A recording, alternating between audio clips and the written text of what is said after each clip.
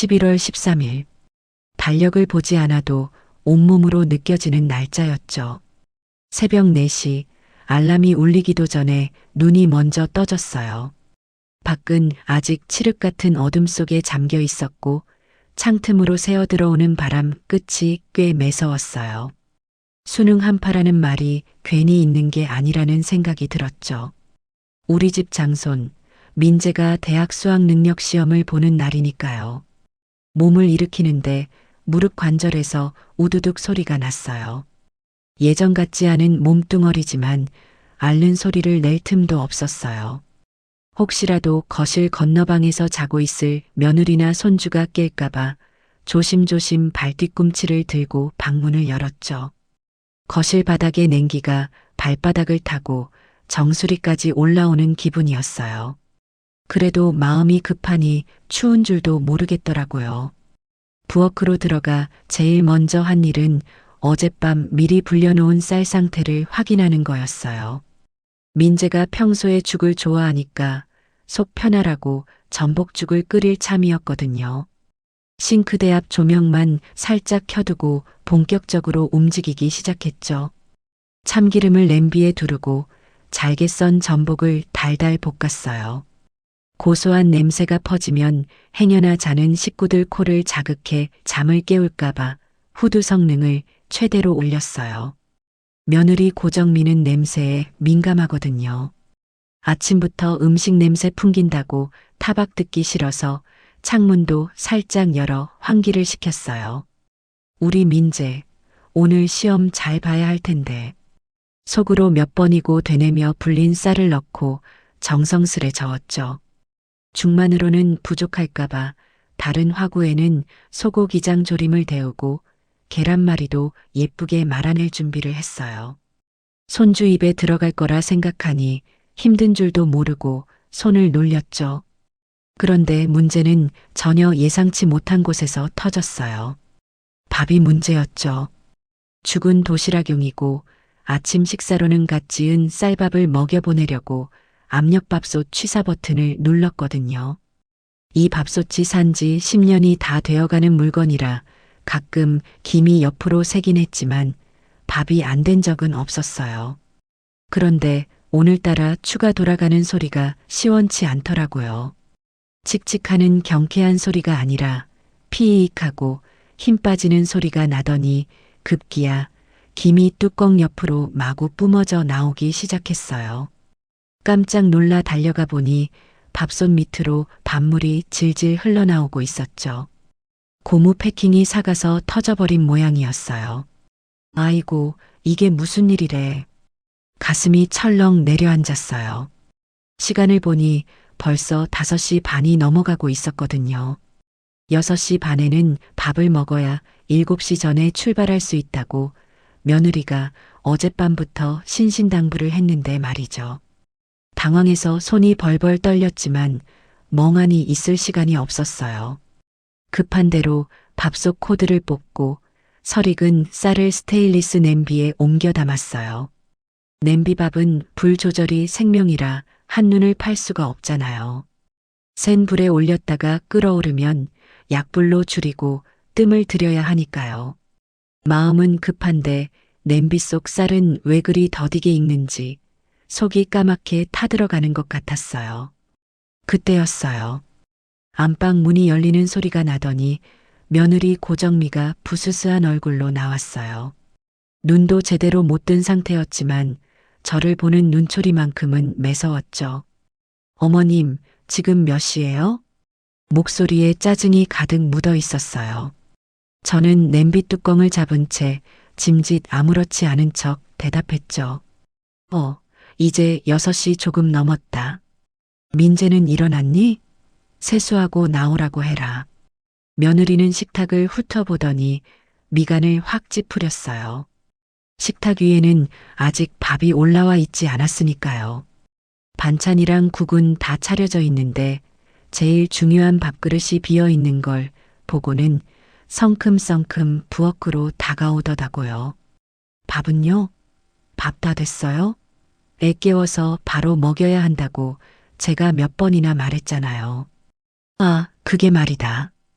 압력밥솥이 갑자기 고장이 나서 지금 냄비로 다시 하고 있다. 뜸만 들이면 되니까 금방이야. 5분, 아니 10분이면 된다. 제 말이 끝나기가 무섭게 며느리의 눈이 툭 튀어나올 것처럼 커졌어요. 뭐라고요? 지금 밥이 안 됐다고요? 아니, 안 된 게 아니라 거의 다 됐어. 금방 퍼주마. 어머님, 지금 제정신이세요? 고정미가 꽥 소리를 질렀어요. 그 소리가 얼마나 컸는지 냄비 뚜껑이 들썩거릴 정도였죠. 오늘이 무슨 날인지 몰라요? 민재 인생이 걸린 수능 날이라고요. 아침 든든하게 먹여서 보내도 모자랄 판에 밥도 제때 준비 못하시면 어떡해요? 제가 어제 밤새도록 스케줄 짜놓은 거 다 망치실 작정이에요? 야, 밥솥이 고장날 줄 내가 알았겠니? 그리고 10분 정도 늦는다고 큰일 나는 거 아니잖니? 얼른 가서 민재 깨워라.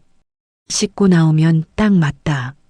저도 모르게 변명을 했지만 며느리 귀에는 들리지 않는 모양이었어요.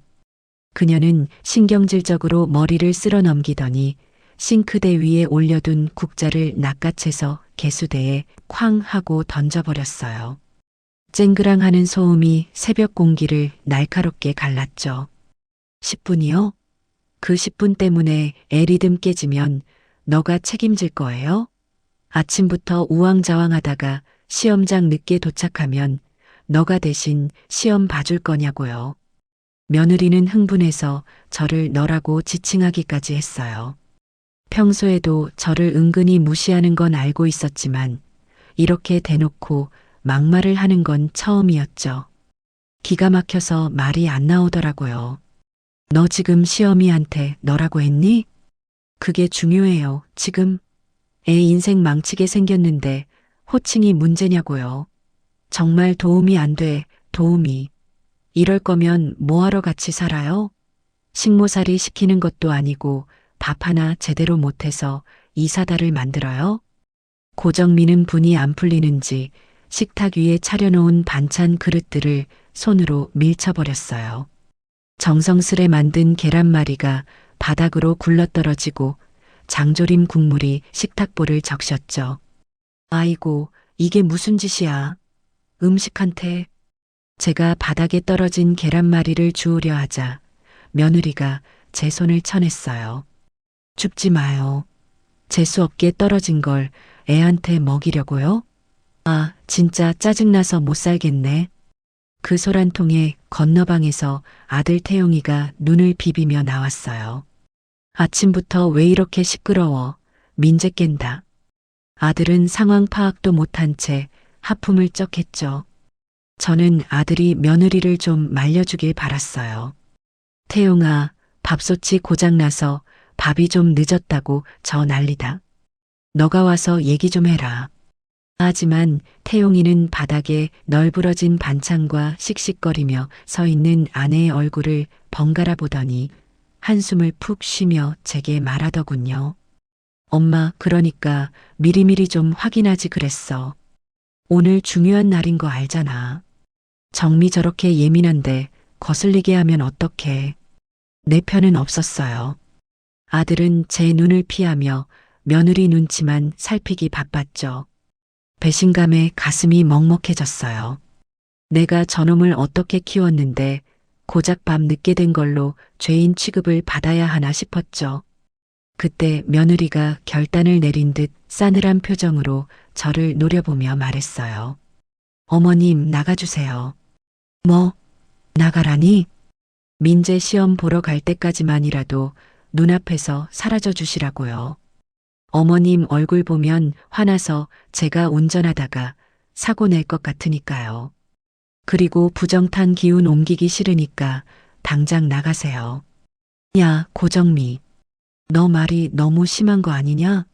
내가 이 집에서 나가면 어디로 가라고. 그건 제가 알 바 아니죠. 찜질방을 가시든 친구 집을 가시든 알아서 하세요. 태용 씨, 뭐해? 어머님 지갑이랑 핸드폰만 챙겨서 내보내. 빨리. 며느리의 호통에 태용이는 쭈뼛거리며 안방으로 들어가 제 핸드폰과 낡은 가방을 들고 나왔어요. 엄마 일단 나가 있어. 나중에 전화할게. 아들은 제 손에 가방을 쥐어주더니 등 떠밀 듯 현관 쪽으로 저를 몰았어요. 저는 버티려고 했지만 젊은 사람 힘을 당해낼 재간이 없었죠. 이것들이 미쳤나? 여기가 내 집이야. 내 명의로 된 집에서 누가 누구 보고 나가래. 제가 소리쳤지만 며느리는 코웃음을 쳤어요. 명의만 어머님 거면 뭐해요? 대출이자랑 관리비 우리가 내고 있잖아요. 그리고 지금 그게 중요해요? 애 망치고 싶지 않으면 조용히 좀 하세요. 고정민은 현관 옆 옷걸이에 걸려있던 제 얇은 카디건 하나를 낚아채 현관 밖으로 휙 던졌어요. 이거 입고 나가 계세요. 시험 끝나고 들어오시든가 말든가요. 그러고는 저를 현관 밖으로 밀쳐냈어요. 저는 중심을 잃고 복도 바닥에 넘어질 뻔했죠. 겨우 벽을 짚고 섰을 때 눈앞에서 현관문이 쾅 하고 닫혔어요. 띠리릭. 도어락 잠기는 소리가 그 어느 때보다 차갑고 단호하게 들렸어요. 복도의 센서 등이 깜빡이며 제 초라한 모습을 비췄죠. 발을 내려다보니 급하게 나오느라 짝짝이 슬리퍼를 신고 있더라고요. 왼쪽은 욕실 슬리퍼, 오른쪽은 거실 슬리퍼였어요. 기가 차서 헛웃음만 나왔어요. 현관문을 두드릴까 하다가 그만뒀어요. 안에서 들려오는 며느리의 날카로운 목소리와 아들의 비굴한 변명 소리가 문을 뚫고 들려왔거든요. 당신은 왜 그렇게 멍청하게 서 있어? 빨리 햇반이라도 사오라고. 편의점 뛰어갔다 와. 알았어. 금방 갔다 올게. 아들이 허둥지둥 엘리베이터를 타러 나오는 소리가 들릴까봐 저는 도망치듯 비상계단으로 몸을 숨겼어요. 아들놈 얼굴을 마주하면 그 자리에서 뺨이라도 올려붙일 것 같았지만 그랬다가는 정말 민재 시험을 망칠 수도 있겠다는 생각이 들어서였죠. 아니, 사실은 비참한 제 꼴을 아들놈에게 보이기 싫었던 자존심 때문이었을 거예요. 계단을 한층 한층 내려오는데 다리에 힘이 풀려 주저앉고 싶었어요. 하지만 여기서 주저앉으면 정말 갈 곳 없는 노인네가 되는 것 같아 이를 악물고 1층까지 내려왔어요. 아파트 현관을 나서자마자 찬바람이 훅 끼쳐왔어요. 11월의 새벽바람은 살을 애는 듯 차가웠죠. 며느리가 던져준 얇은 카디건 하나로는 추위를 막기에 턱없이 부족했어요.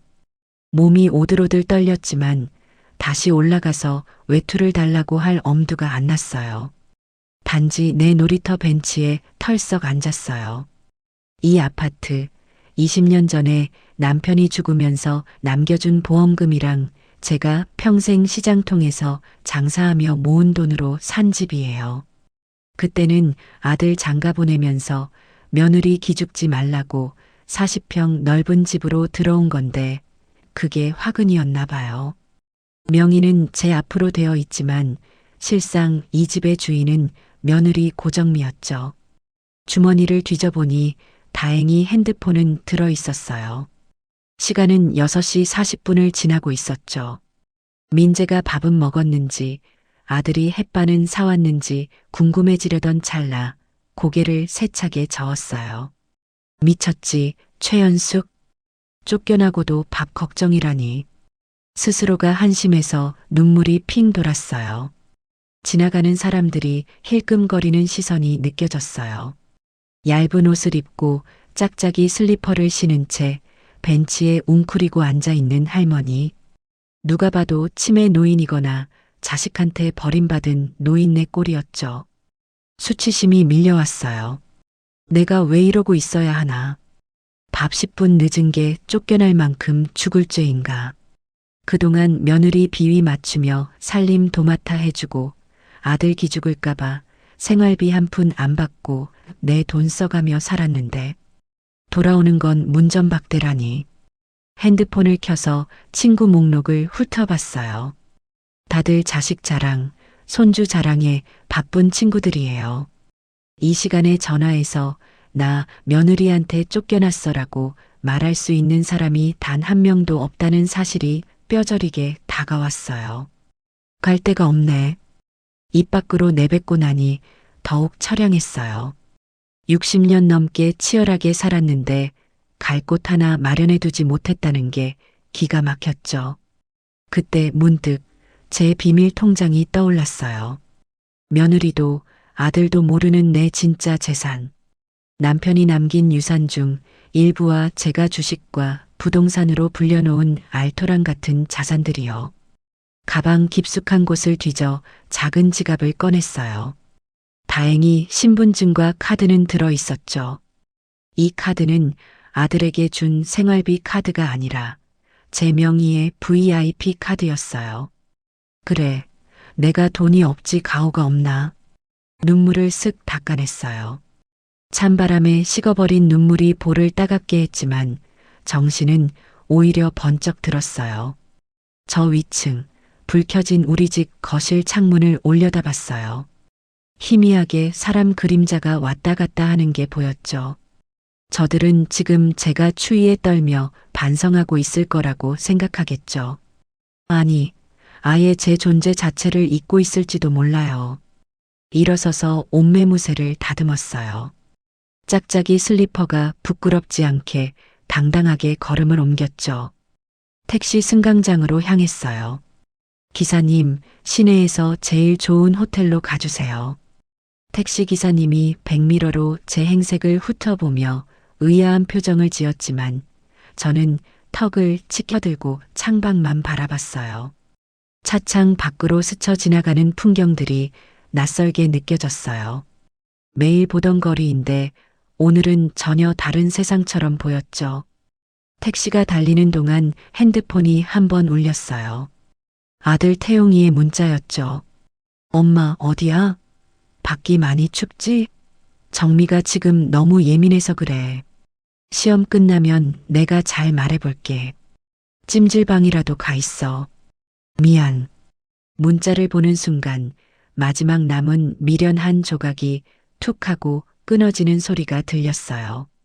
찜질방이라도 가 있어라니. 칠순이 다 된 엄마를 엄동설 안에 내쫓고 한다는 소리가 고작 이거였어요. 아들은 제 안위를 걱정하는 게 아니라 혹시라도 제가 다시 집에 들어와 며느리 심기를 건드릴까봐 그게 걱정인 거였죠. 김태용, 너는 오늘부로 내 아들 아니다. 저는 답장을 보내지 않고 핸드폰을 덮어버렸어요. 분노보다는 차라리 시원함에 가까운 감정이 가슴 밑바닥에서부터 차올랐어요. 그동안 가족이라는 이름으로 묵인해왔던 모든 부당함이 필름처럼 스쳐 지나갔어요. 며느리가 백화점에서 제 카드로 명품 가방을 사면서 어머님, 이거 제가 포인트 적립해 드린 거예요라며 생색내던 일, 아들이 승진 누락되고 술 먹고 들어와서 엄마 때문에 내가 길을 못 펴고 살아라며 주정하던 일. 그 모든 게 이제는 남의 일처럼 느껴졌어요. 호텔 로비에 도착했을 때는 벌써 아침 8시가 다 되어가고 있었어요. 화려한 샹들리에와 대리석 바닥이 반짝거리는 로비에 들어서자 벨보이가 당황한 듯 저를 막아서려 했어요. 손님, 무슨 일이십니까? 제 행색이 영락없는 노숙자 꼴이었으니 당연했죠. 저는 지갑에서 검은색 카드를 꺼내 들었어요. 체크인 하려고요. 제일 좋은 방으로 주세요. 그리고 룸서비스도 바로 부탁해요. 직원의 눈이 휘둥그레졌지만 이내 카드를 확인하고는 정중하게 고개를 숙였어요. 네, 알겠습니다. VIP 스위트룸으로 모시겠습니다. 엘리베이터를 타고 펜트하우스 층으로 올라가면서 거울에 비친 제 모습을 봤어요. 머리는 헝클어지고 옷은 얇은 카디건 하나에 발에는 짝짝이 슬리퍼. 하지만 눈빛만큼은 그 어느 때보다 또렷했죠. 방에 들어서자마자 통유리 너머로 서울 시내가 한눈에 들어왔어요. 저 멀리 제가 살던 아파트 단지도 조그맣게 보였죠. 잘 먹고 잘 살아봐라. 나 없이. 저는 푹신한 소파에 몸을 던지며 중얼거렸어요. 며느리 고정미가 던진 그 말이 귓가에 맴돌았어요. 너가 책임질 거예요? 그래요, 책임질게요. 하지만 그 방식은 너가 생각하는 것과는 아주 다를 거예요. 배에서 꼬르륵 소리가 났어요. 새벽부터 밥 짓느라 고생만 하고 한 숟가락도 못 먹었으니까요. 룸서비스 메뉴판을 펼쳤어요. 가격 따위는 보지 않았죠. 제일 비싸고 맛있는 걸로 나를 위해서만 주문할 생각이었어요. 여기요, 전복죽 하나 주세요. 아주 뜨겁게. 전화기를 내려놓고 창밖을 보며 생각했어요. 며느리가 버린 건 밤 늦게 지은 시어머니가 아니라 자기네들 인생을 바치고 있던 기둥이었다는 걸 이제 곧 깨닫게 해주겠다고요. 물론 서두를 생각은 없었어요. 저는 이제 시간이 아주 많으니까요. 따뜻한 호텔 방에서 남이 차려주는 밥을 기다리는 이 시간이 낯설지만 나쁘지 않았어요. 아니, 오히려 해방감이 느껴졌죠. 내 집에서 쫓겨난 날 역설적이게도 저는 비로소 자유를 얻은 기분이었어요. 그리고 이 자유를 다시는 반납하지 않겠다고 다짐했죠. 그들이 다시 제 바짓가랑이를 잡고 매달릴 때까지, 아니 매달려도 절대 돌아가지 않으리라 마음먹었어요. 똑똑. 노크 소리와 함께 룸서비스가 도착했어요. 김이 모락모락 나는 전복죽을 보니 웃음이 났어요. 제가 끓인 것보다 전복은 적게 들어갔지만 훨씬 편하고 우아한 아침 식사였죠. 한 숟가락 뜨면서 혼잣말을 했어요. 맛있네, 진작 사 먹을 걸. 이제 시작이었어요. 나의 진짜 인생은. 호텔 전복죽이 위장으로 들어가자 얼어붙었던 몸이 그제야 조금씩 녹아내리는 기분이었죠. 호텔 침대에 걸터앉아 창밖을 보는데 서울 시내가 마치 장난감 블록처럼 작아 보였어요. 저 아래 어딘가에서 아등바등 살았던 제 지난 날이 참 우습게 느껴지더군요. 호텔 방 안은 숨소리가 들릴 만큼 고요했어요. 아파트에서는 늘 며느리 눈치 보느라 텔레비전 볼륨도 5 이상 올리지 못했고 설거지할 때 그릇 부딪히는 소리라도 날까봐 조심조심했거든요. 그런데 여기서는 제가 소리를 지르든 춤을 추든 아무도 뭐라 할 사람이 없다는 사실이 낯설면서도 묘한 해방감을 주었죠. 그때 핸드폰이 다시 진동하기 시작했어요. 액정에 뜬 이름은 아들이었죠. 받지 않았어요. 벨소리가 끊기고 나서 다시 문자가 왔어요. 엄마, 찜질방 갔어? 카드 안 가져갔지? 내가 비상금 조금 보내줄게. 계좌번호 좀 찍어줘. 문자를 보고 헛웃음이 터졌어요. 비상금이라니. 제 아들 태용이는 자기 용돈 50만 원도 며느리한테 결제받고 쓰는 처지라는 걸 제가 뻔히 아는데요. 며느리 몰래 꼬깃꼬깃 모은 돈 몇 푼을 보내주겠다는 그 마음이 가상하기보다는 그렇게 살 수밖에 없는 아들의 처지가 한심해서 속이 쓰렸어요. 하지만 답장은 하지 않았어요. 지금 제가 답장을 하면 그들은 안심할 테니까요. 아, 어머니 별일 없으시네. 며칠 있다가 들어오시겠지. 하고요. 그들의 평온한 착각을 깨주는 것이 제가 할 수 있는 첫 번째 일이었죠. 저는 침대 옆 협탁에 놓인 메모지를 가져와 펜을 들었어요. 그리고 천천히 제 자산을 정리해보기 시작했죠. 며느리 고정미는 제가 남편 죽고 받은 보험금 몇 천만 원을 다 까먹고 빈털터리가 된 줄 알아요. 제가 시장에서 장사하며 번 돈도 생활비로 다 썼다고 믿고 있고요. 제가 굳이 정정해주지 않았으니까요. 돈 냄새를 맡으면 며느리의 눈빛이 어떻게 변할지 뻔히 보였거든요. 하지만 사실은 달랐어요. 남편이 남겨준 사망보험금 1억 원. 20년 전 그 돈은 종잣돈이 되어 주었죠. 저는 그 돈을 허투루 쓰지 않고 당시 저평가되어 있던 우량주에 묻어뒀어요. 주식의 주자도 몰랐지만 시장에서 장사하며 알게 된 증권사 지점장 단골 손님이 추천해준 종목을 믿고 샀던 게 대박이 났던 거죠. 배당금만 모아도 생활비가 될 정도였지만 저는 그 돈을 건드리지 않고 계속 재투자를 했어요. 그리고 10년 전 재개발 소식이 돌던 허름한 상가 건물을 경매로 싸게 낙찰받았다가 3배 차익을 남기고 팔았던 적도 있고요. 은행 앱을 켰어요. 비밀번호 6자리를 누르는 손가락에 힘이 들어갔죠. 로딩 화면이 지나고 계좌 잔액이 떴어요. 현금성 자산만 12억 5천만 원. 여기에 지금 살고 있는 안이 쫓겨난 그 40평 아파트 시세가 20억 정도 하니까 대충 합쳐도 30억이 넘는 자산이 제 손안에 있는 셈이었죠. 그래, 나 돈 없는 노인네 아니었어. 거울 속에 제 자신에게 말해줬어요. 헝클어진 머리에 짝짝이 슬리퍼를 신은 초라한 할머니가 아니라 30억 자산가 최연숙이 거울 속에 있었죠. 그동안 왜 그렇게 며느리 눈치를 보며 살았나 싶었어요. 손주 민재 때문이었죠. 할미 손 없으면 밥도 못 챙겨 먹는 내 손주, 그 핏줄 하나 때문에 며느리의 모욕을 참아왔던 거예요. 하지만 오늘 아침 며느리가 제게 던진 옷가지와 함께 그 인내심도 바닥이 나버렸어요. 배는 채웠으니 이제 사람 꼴을 갖춰야겠다는 생각이 들었어요. 짝짝이 슬리퍼를 신고 밖을 돌아다닐 수는 없으니까요. 프런트에 전화를 걸었죠. 여보세요? 컨시어지죠?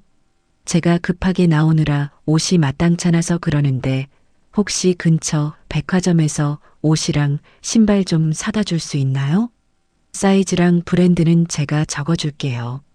전화기 너머 직원의 목소리는 당황한 기색이 역력했지만 VIP 고객이라는 걸 확인한 후에는 즉각 태도가 바뀌었어요.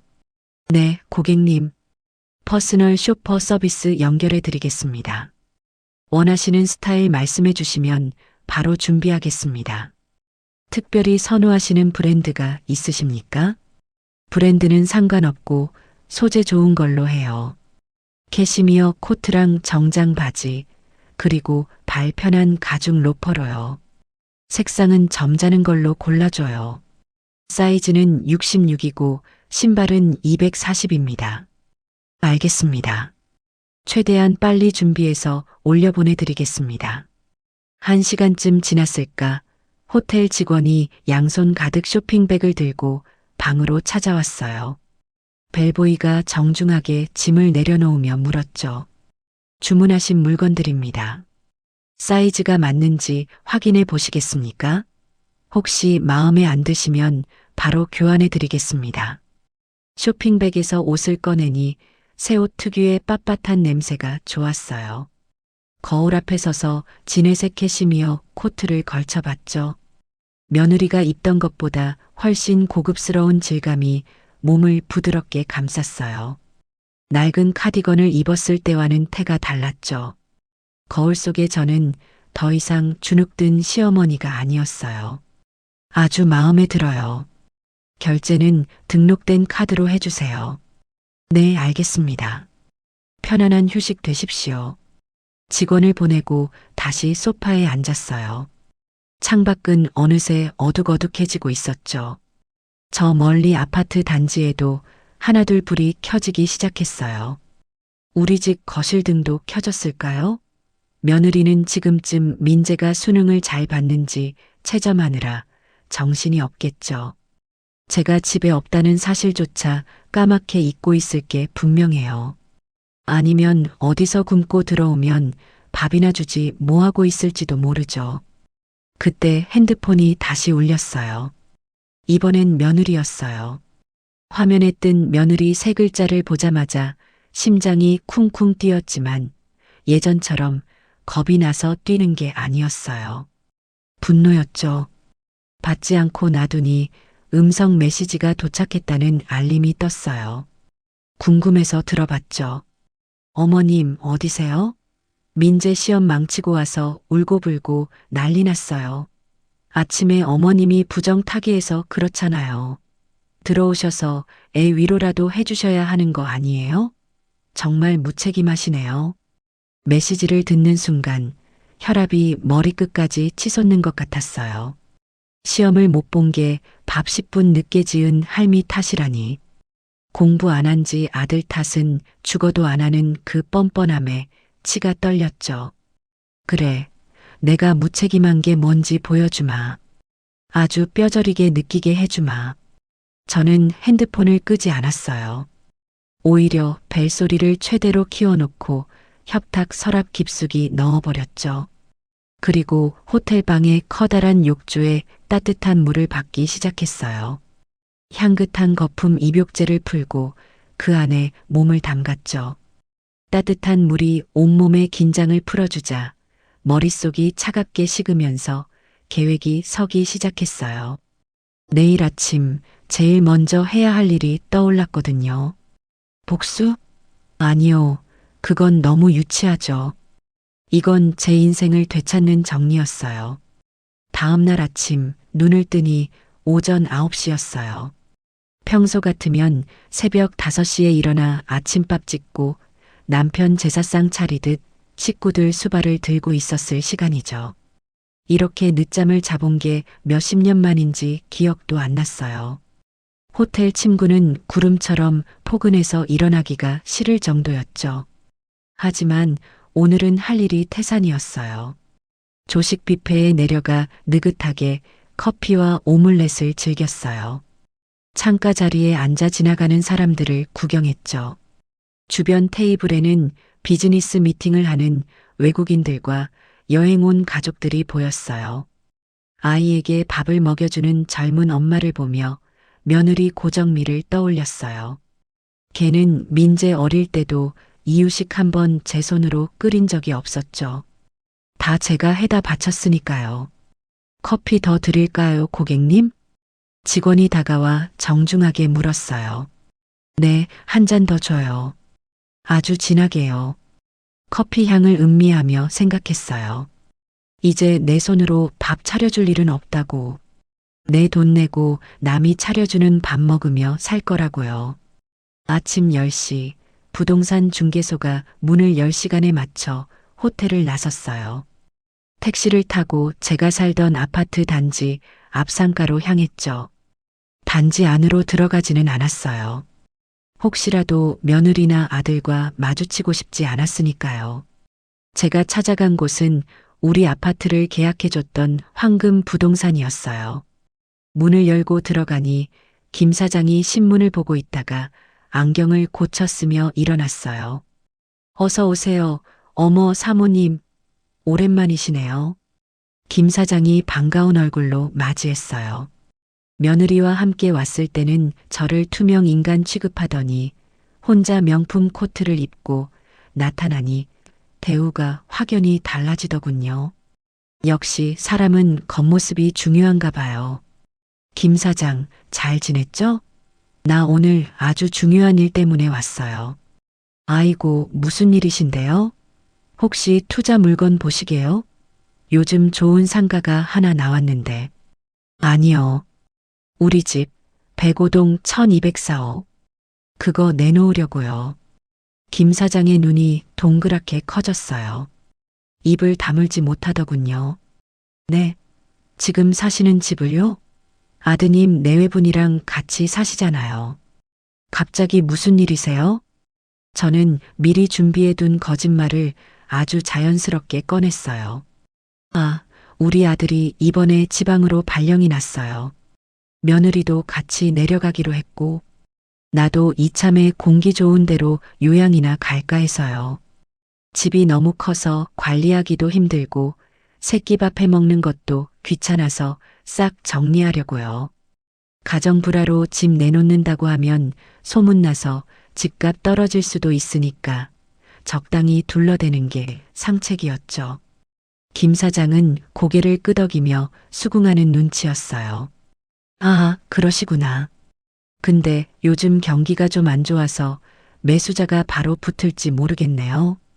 가격을 좀 조정하셔야 할 수도 있는데. 그래서 말인데 금매로 내놓을게요. 시세보다 1억 싸게. 1억이나요? 사모님 진심이세요? 그러면 오늘이라도 당장 계약되죠. 대기하는 사람 수두룩해요.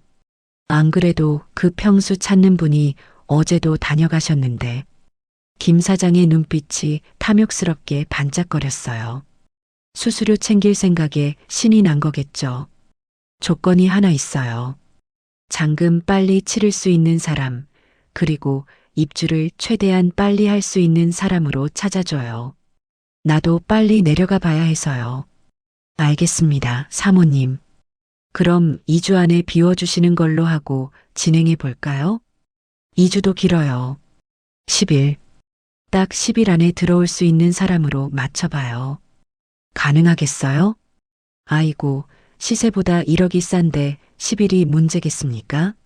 제가 오늘 바로 전화 돌려서 저녁 전까지 가계약금 받게 해드릴게요. 그래요. 서류는 내일 퀵으로 보낼 테니까 준비해둬요. 부동산을 나오면서 김 사장에게 신신당부했어요.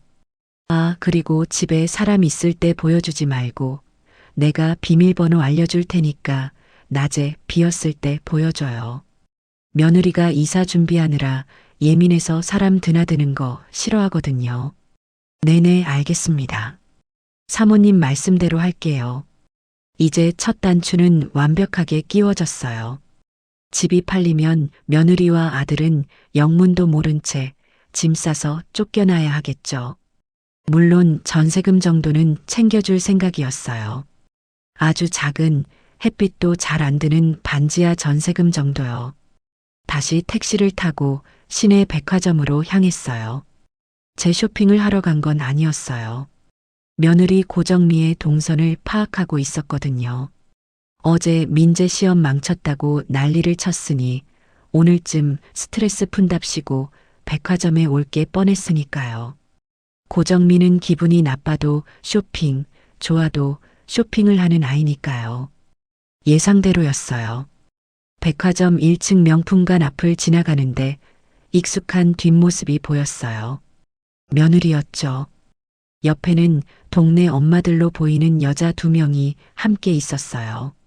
저는 선글라스를 끼고 기둥 뒤에 몸을 숨겼어요. 아유, 우리 시어머니 때문에 아주 미치겠어. 어제 아침부터 재수없게 굴어서 민재 컨디션 다 망쳤잖아. 그래서 내가 쫓아냈어. 며칠 밖에서 고생 좀 해봐야 정신 차리지. 며느리의 목소리가 하도 커서 멀리 떨어져 있던 제 귀에도 쏙쏙 들어왔어요. 뻔뻔하기 짝이 없었죠. 옆에 있던 여자들이 맞장구를 치더군요. 어머, 정미 씨 대단하다. 시어머니를 쫓아내. 그래도 갈 데는 있으셔? 걱정 안 돼? 몰라, 찜질방이나 갔겠지. 돈도 없는 노인네가 어딜 가겠어. 며칠 있다가 잘못했다고 빌면서 기어들어올 거야. 그때까지 내가 기 좀 꺾어놔야지. 아, 이 가방 예쁘다. 이거 신상이죠? 며느리는 매장 직원에게 가방을 달라고 하더니 거울에 비춰보고 있었어요. 가격표를 슬쩍 보더니 이걸로 할게요. 일시불이요라고 외치더군요. 그리고 지갑에서 카드를 꺼냈어요. 그 카드는 제 명의의 가족 카드였죠. 아들 생활비 보태 쓰라고 만들어준 건데 저렇게 자기 사치품 사는데 쓰고 있었던 거예요. 저는 핸드폰을 들어 카드사 고객센터 번호를 눌렀어요. 저만 치서 점원이 카드를 리더기에 꽂는 모습이 보였죠. ARS 안내 멘트가 왜 그리 길게 느껴지던지. 상담원 연결은 0번을 누르세요. 0번을 꾹 눌렀어요. 신호음이 몇 번 가더니 상담원이 전화를 받았어요. 반갑습니다, 고객님. 무엇을 도와드릴까요? 네, 분실신고 센터죠? 제 카드를 지금 잃어버려서요. 누가 주워서 쓰고 있는 것 같아 불안해서요. 지금 당장 정지해 주세요. 네, 가족카드 포함해서 제 명의로 된 건 전부 다요. 아, 그러십니까? 많이 놀라셨겠어요. 본인 확인 절차 진행하겠습니다. 생년월일과 핸드폰 번호 뒷자리 불러주시겠습니까? 저는 또박또박 대답했어요. 네, 고객님. 확인되셨습니다. 분실 신고 접수되었습니다. 지금 즉시 모든 거래가 중지됩니다. 재발급 신청도 바로 해드릴까요? 아니요, 재발급은 나중에 할게요. 일단 정지부터 확실하게 해주세요. 네, 처리되었습니다. 타이밍은 소름 끼칠 정도로 완벽했어요. 매장 직원이 당황한 표정으로 며느리에게 카드를 다시 건네는 모습이 보였거든요. 손님, 죄송한데 이 카드 정지된 카드라고 나오는데요. 네, 그럴 리가 없는데 한도가 남았을 텐데 다시 해보세요. 기계 오류 아니에요? 며느리는 짜증 섞인 표정으로 카드를 다시 내밀었어요. 직원이 다시 긁었지만 결과는 똑같았죠. 기계에서 삐익 하는 거부음이 들리는 것 같았어요. 도난 분실 카드로 뜹니다. 손님. 혹시 다른 카드는 없으신가요? 뭐라고요? 도난이요? 이거 우리 어머님 카드인데 잠시만요. 며느리의 얼굴이 홍당무처럼 빨개졌어요. 같이 온 동네 엄마들이 수군거리기 시작했죠. 어머, 정미 씨 카드 막혔나 봐. 시어머니가 막으신 거 아니야? 쫓아냈다더니 카드는 들고 나온 거야? 대박이다. 창피함에 어쩔 줄 몰라 하는 며느리의 모습을 멀리서 지켜보며 저는 회심의 미소를 지었어요.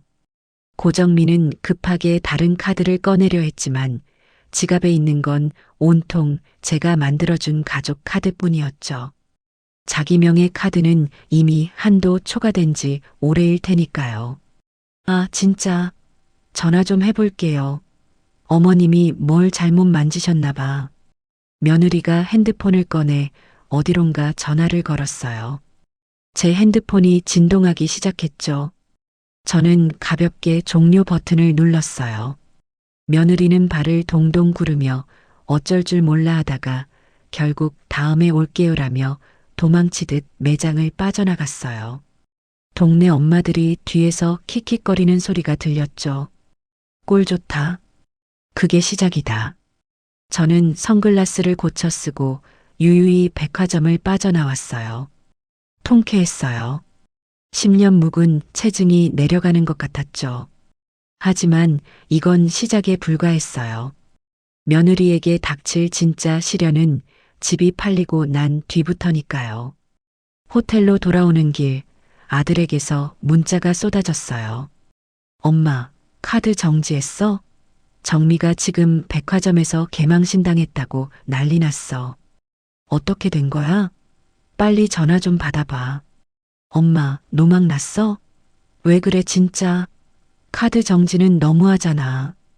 아들의 문자 말투가 점점 거칠어지고 있었어요. 예전 같으면 가슴이 떨리고 무서웠을 텐데 지금은 그저 떼쓰는 어린아이처럼 보였어요. 너희가 아무리 짖어봐라. 내가 눈 하나 깜짝하나. 호텔 방으로 돌아오자마자 저는 노트북을 켰어요. 어제 받았던 섬 연화도의 매물을 다시 확인하기 위해서였어요. 화면 속에 뜬 집은 낡았지만 운치 있었어요. 바다가 바로 내려다 보이는 언덕 위에 자리 잡은 주황색 지붕의 촌집. 마당에는 감나무가 한 그루 서 있었고 뒤편으로는 작은 텃밭도 있었죠. 무엇보다 마음에 든 건 주변에 인가가 드물어 조용하다는 점이었어요. 부동산 사이트에 적힌 번호로 전화를 걸었어요. 신호음이 길게 가더니 걸걸한 목소리의 남자가 전화를 받았어요. 네, 부동산입니다. 여보세요? 인터넷 보고 전화드렸는데요. 연화도 언덕 위에 있는 그 촌집 1억 5천에 나온 거요. 그거 아직 있나요? 아, 네. 있습니다. 근데 거기가 좀 외진 곳이라 들어오는 길이 좁은데 보러 오시게요? 언제 오실 건가요? 아니요. 보러 갈 필요 없어요. 사진이랑 영상 꼼꼼히 봤거든요. 바로 계약하고 싶은데 계좌번호 주시면 계약금 지금 입금할게요. 전화기 너머로 잠시 정적이 흘렀어요. 부동산 사장님도 당황한 눈치였죠. 집을 보지도 않고 산다는 사람이 어디 흔하겠어요? 네. 안 보시고 바로요? 그래도 한두 푼 하는 게 아닌데, 사모님, 정말 괜찮으시겠어요? 네, 제가 지금 당장 쉴 곳이 필요해서요. 그리고 부탁이 하나 있는데, 거기 수리할 곳이 좀 있어 보이던데. 혹시 사장님이 아시는 업자분 있으면 소개 좀 시켜주세요. 도배랑 장판, 화장실만 깨끗하게 손봐주시면 돼요. 돈은 넉넉히 드릴 테니까요. 아이고, 그럼요. 우리 처남이 설비 일을 하는데 아주 야무져요. 제가 바로 연결해 드릴게요. 근데 정말 안 오셔도 되겠어요? 네, 믿고 맡길게요. 잔금은 입주하는 날 치를 거고요. 입주는 다음 주 중으로 하고 싶어요. 최대한 빨리 공사 끝내주세요. 알겠습니다. 사모님 믿고 바로 진행하겠습니다. 처남한테 당장 가서 견적 뽑으라고 할게요. 전화를 끊고 바로 계약금 2천만 원을 송금했어요. 통장에서 돈이 빠져나가는 알림이 떴지만 아깝지 않았어요. 이제 저곳이 제 진짜 집이 될 테니까요.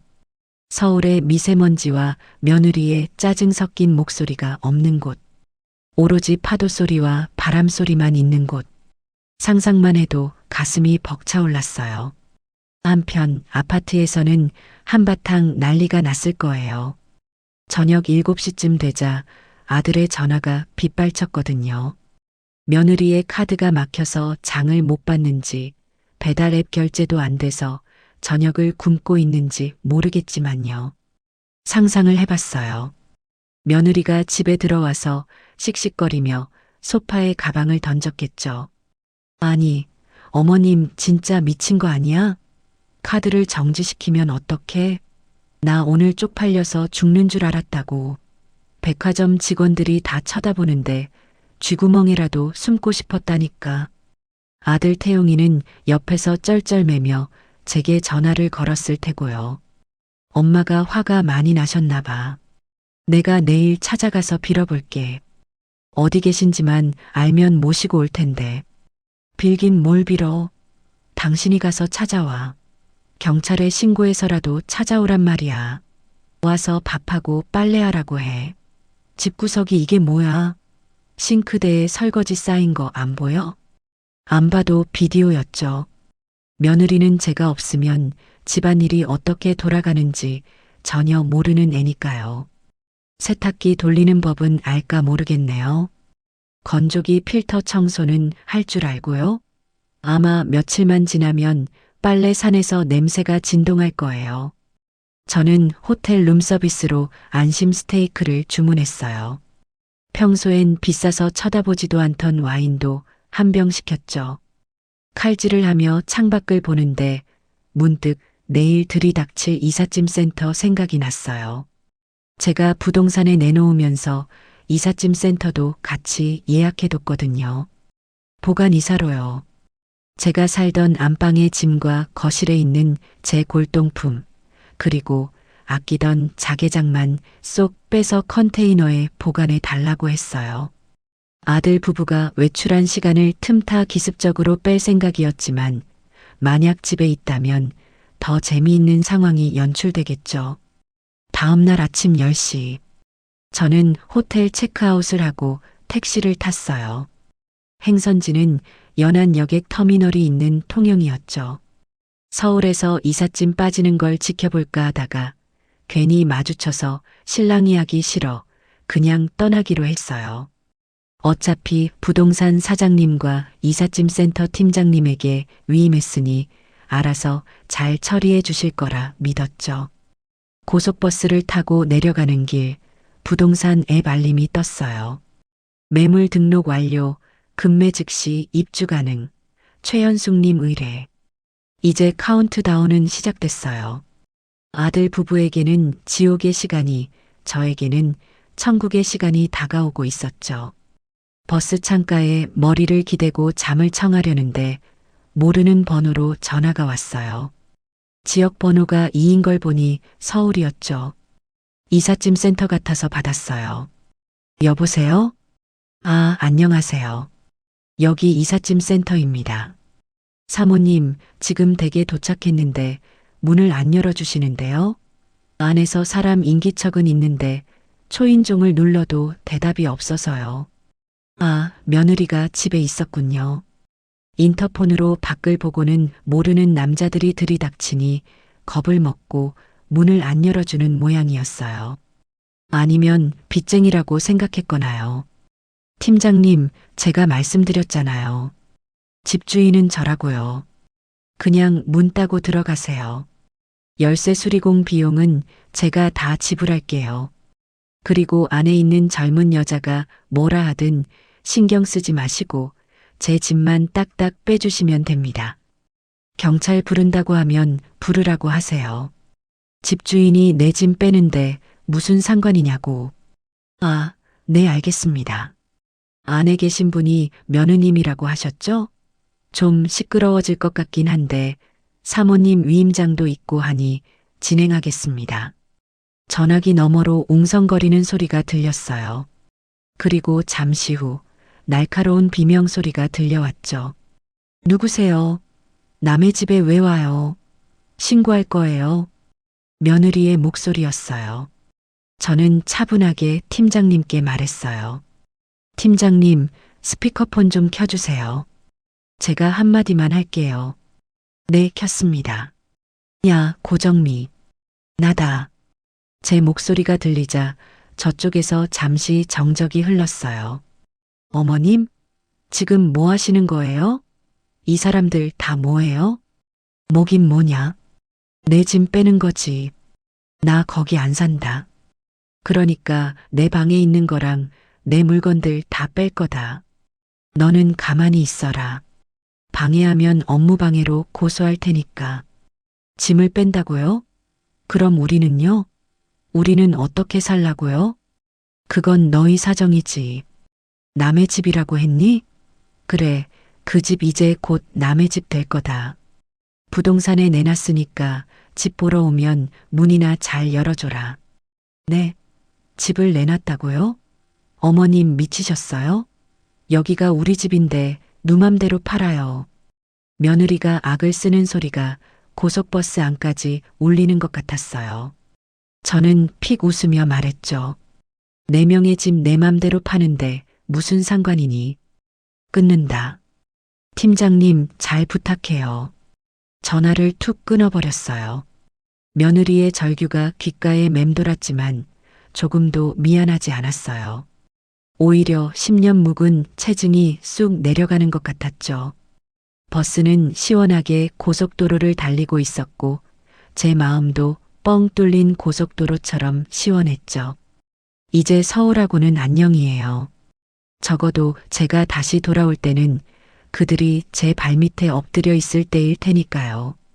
그렇게 저는 통영행 버스에 몸을 실었어요. 앞으로 펼쳐질 썸 생활이 기대되었죠. 물론 아들 부부가 저를 찾으러 올 거라는 건 알고 있었어요. 하지만 그때는 이미 늦었을 거예요.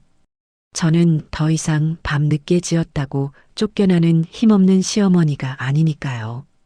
제 인생의 키는 이제 온전히 제가 쥐고 있었어요. 버스가 휴게소에 잠시 멈췄을 때 우동 한 그릇을 사 먹었어요. 휴게소 우동이 이렇게 맛있는 줄 예전엔 미처 몰랐네요. 김이 모락모락 나는 국물을 후루룩 마시며 생각했어요. 기다려라 연하도야, 최연숙이 간다. 그리고 핸드폰을 꺼내 유심칩을 뺐어요. 미리 준비해둔 알뜰폰 유심으로 갈아 끼웠죠. 이제 그 누구도 저를 방해할 수 없어요. 완전한 잠적, 그리고 완전한 자유. 이것이 제가 선택한 길이었죠. 통영 종합버스터미널에 발을 디디니 서울과는 공기부터가 달랐어요.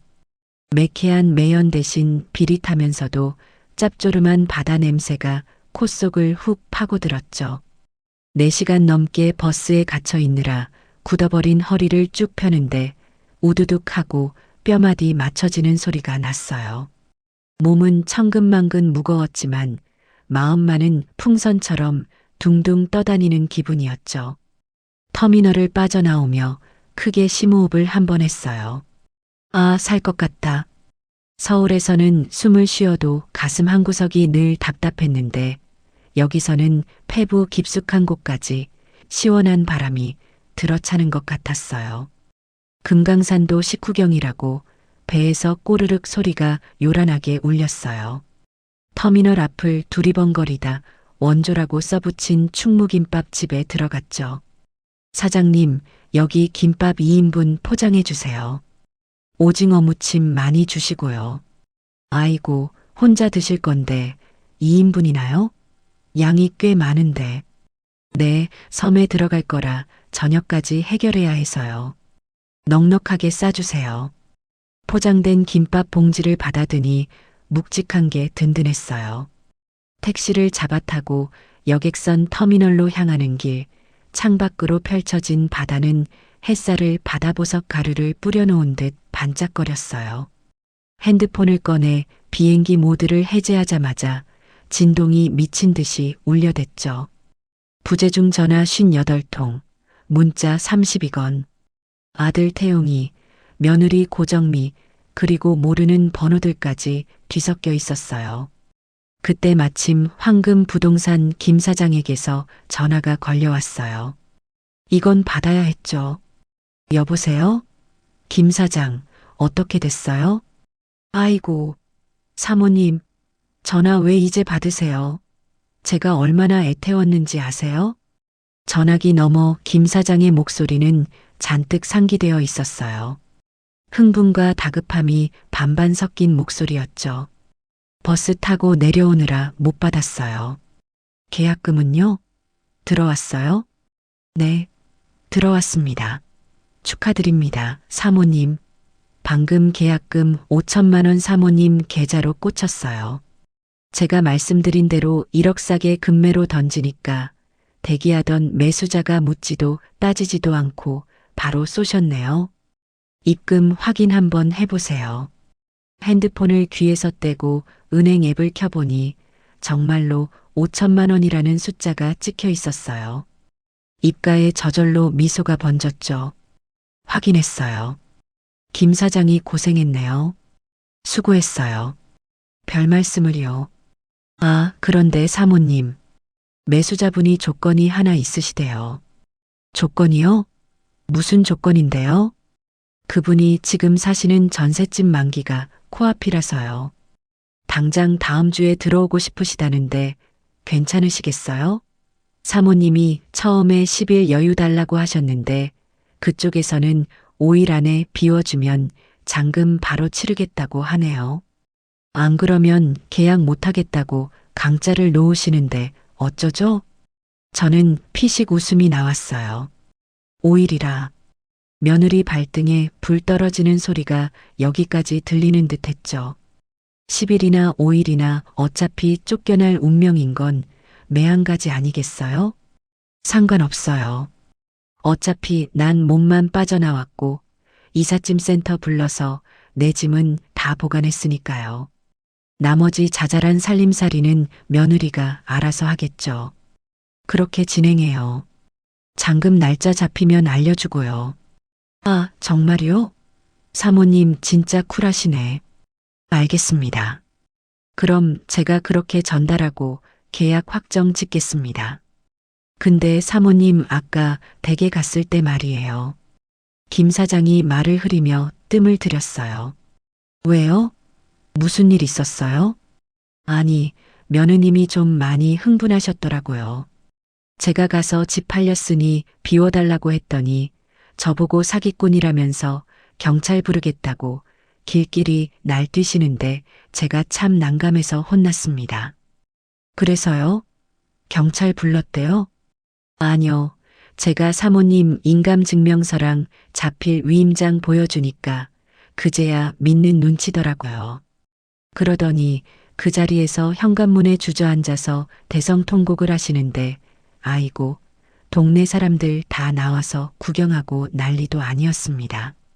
시어머니가 노망이 나서 집을 팔아먹었다고 고래고래 소리를 지르시는데 제가 뭐라 할 말이 있어야죠. 상상이 갔어요. 그 도도하던 고정미가 헝클어진 머리로 부동산 아저씨 앞에서 대성통곡을 하다니. 명품관에서 우아한 척하던 그 모습은 온데간데 없었겠군요. 신경 쓰지 마세요. 걔가 원래 감정 기복이 심해요. 집 팔린 거 알았으니 이제 짐 쌀 준비나 하라고 전해주세요. 수고비는 넉넉히 챙겨드릴 테니 잔금 때까지 잡음 없게 잘 마무리해 주세요. 네, 알겠습니다. 사모님 말씀대로 할게요. 며느님한테는 제가 단단히 일러두겠습니다. 내일 모레까지 짐 안 빼면 법적으로 문제된다고요. 전화를 끊고 택시에서 내렸어요. 연화도로 가는 배표를 끊었죠. 평일 오후라 그런지 터미널은 한산했어요. 배에 올라 2층 객실 구석, 창가 자리에 자리를 잡았어요. 창밖으로 갈매기들이 끼룩끼룩거리며 따라오고 있었죠. 배가 부웅하고 백고동 소리를 내며 출발하자 하얀 물살이 시원하게 갈라지며 서울에서의 지긋지긋했던 기억도 저 멀리 밀려나는 것 같았어요. 1시간쯤 지났을까요? 드디어 멀리서 연화도가 보이기 시작했어요. 작은 섬이었지만 아담하고 평화로워 보였죠. 선착장에 내리니 짭조름한 바다 내음이 더 짙어졌어요. 미리 연락해둔 연화 부동산 사장님이 낡은 트럭을 끌고 나와 계셨어요. 아이고, 서울에서 오신 최연숙 사모님 맞으시죠? 먼 길 오시느라 고생하셨습니다. 검게 그을린 얼굴에 사람 좋은 미소를 띤 사장님이 제 짐 가방을 번쩍 들어주셨어요. 안녕하세요. 기다리시게 해서 미안해요. 집은 좀 어떤가요? 바로 들어갈 수 있나요? 네, 어제 제가 가서 먼지는 싹 털어놨습니다. 도배랑 장판은 처남이 내일부터 들어와서 하기로 했고요. 오늘은 일단 짐만 푸시고 쉬세요. 보일러도 미리 돌려놨으니 방바닥이 절절 끓을 겁니다. 트럭을 타고 구불구불한 언덕길을 올라갔어요. 덜컹거리는 트럭 승차감이 나쁘지 않았어요. 차창 밖으로 보이는 풍경이 기가 막혔거든요. 푸른 바다가 햇살을 받아 반짝이고 길가에는 코스모스가 하늘거리고 있었죠. 5분쯤 달리니 언덕 위에 주황색 지붕의 집이 나타났어요. 사진으로 봤던 것보다 훨씬 낡았지만 묘하게 정감이 가는 집이었어요. 페인트 칠이 벗겨진 대문조차 빈티지한 매력으로 느껴졌죠. 자, 여기입니다. 열쇠 여기 있고요. 필요한 거 있으시면 언제든 연락 주세요. 마을 회관은 저 아래 있고 구멍가게는 선착장 앞에 하나 있습니다. 뭐 필요한 거 있으면 제가 배달도 해드리니까 부담 갖지 마시고요. 고마워요, 사장님. 덕분에 맘 편히 왔네요. 사장님이 돌아가고 난 뒤 저는 마당 한가운데 섰어요. 감나무 잎이 바람에 사각사각 흔들리는 소리만 들렸죠. 현관문을 열고 들어갔어요. 오래된 나무 냄새와 곰팡이 냄새가 살짝 섞여났지만 역하지 않았어요. 거실 통창으로 바다가 한눈에 들어왔죠. 이제 여기가 내 집이구나. 누구 눈치 볼 것 없는 진짜 내 집. 가방을 내려놓고 뜨끈한 방바닥에 대자로 누웠어요. 등 따숩고 배부르고 잔소리하는 사람 없고 이게 천국이 아니고 뭐겠어요. 그 시각 서울 아파트는 지옥이 따로 없었을 거예요. 아까 이삿짐 센터 팀장님이 제 짐을 다 빼갔으니 안방은 텅 비어 있었겠죠. 게다가 부동산 계약까지 체결됐다는 소식을 들었을 테니 며느리는 패닉 상태일 거예요. 아들에게서 문자가 왔어요. 기다렸다는 듯이 핸드폰 화면이 반짝거렸죠. 엄마, 집 팔렸다니 그게 무슨 소리야? 부동산에서 전화 왔는데 이번 주까지 방 빼라는데? 우리 갈 데도 없는데 어떡하라고. 정미 지금 충격받아서 몸져 누웠어. 엄마 진짜 왜 그래? 우리가 뭘 그렇게 잘못했다고 이렇게까지 해? 제발 전화 좀 받아. 저는 피식 웃으며 답장을 보냈어요. 너희가 나 쫓아낼 땐 갈 데 있는 줄 알고 쫓아냈니? 한겨울에 겉옷 하나 던져주고 내쫓을 땐 언제고, 이제 와서 갈 데 없다고 징징대니? 나도 갈 데 없어서 호텔 전전하다가 겨우 자리 잡았다. 내 집 내가 팔아서 내 노후 자금 쓰겠다는데 불만 있니? 정 억울하면 너희 능력으로 집 구해서 나가거라. 전세금은 챙겨줄 테니까 걱정 말고. 전송 버튼을 누르고 핸드폰을 비행기 모드로 바꿔버렸어요. 오늘 밤은 아무런 방해 없이 파도 소리만 들으며 자고 싶었거든요. 포장해온 충무김밥을 꺼내 하나 집어 먹었어요. 매콤한 오징어 무침과 석박지가 입맛을 돋우었죠.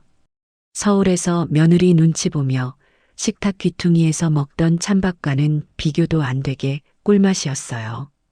해가 지고 어둠이 깔리자 섬은 더욱 고요해졌어요. 멀리 등대 불빛만 깜빡깜빡하며 저를 위로하는 것 같았어요.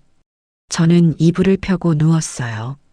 낯선 천장이었지만 그 어느 때보다 편안하게 잠들 수 있을 것 같았어요. 내일은 동네 산책이나 한번 해봐야겠어요. 섬에서의 아침은 서울보다 훨씬 일찍, 그리고 상쾌하게 시작됐어요. 꽃기호하는 닭 우는 소리에 눈을 떴죠. 시계를 보니 아침 6시였어요. 평소 같으면 아들 출근시키고 손주 학교 보낼 준비하느라 허둥지둥 부엌으로 뛰어갔을 시간이지만 오늘은 저를 위해 일어난 거였어요. 창문을 활짝 여니 차갑지만 맑은 아침 공기가 폐부 깊숙이 들어와 머리가 맑아지는 기분이었어요. 간단하게 세수를 하고 마당으로 나갔어요. 텃밭에는 전 주인이 심어놓은 상추와 대파가 자라고 있었죠. 잡초가 좀 무성하긴 했지만 손만 좀 보면 훌륭한 밭이 될 것 같았어요. 호스를 끌어와 물을 뿌리니 흙냄새가 훅 올라왔어요. 오전 9시가 되자 트럭 한 대가 먼지를 일으키며 마당으로 들어왔어요. 부동산 사장님이 소개해 주신 설비업자분이었어요. 작업복을 입은 건장한 남자 두 분이 내렸죠. 안녕하십니까? 오늘부터 도배랑 장판 작업 들어갑니다. 싱크대도 손봐드리고요. 일찍 오느라 왔는데 기다리셨습니까? 아니에요. 어서 오세요. 잘 부탁드려요. 자재는 제가 전화로 말씀드린 대로 제일 좋은 걸로 가져오셨죠? 바닷가라 곰팡이 안 슬고 튼튼한 걸로요. 아, 걱정 마십시오. 제가 이 섬에서만 30년 일했습니다. 사모님 마음에 쏙 들게 아주 짱짱한 걸로 준비해 왔습니다. 벽지는 실크 벽지로 하고 장판은 두꺼운 걸로 깔아드릴게요. 네, 믿고 맡길게요. 그리고 화장실 타일도 좀 미끄럽지 않은 걸로 교체해 주시고요. 제가 나이가 있어서 넘어지면 큰일 나거든요.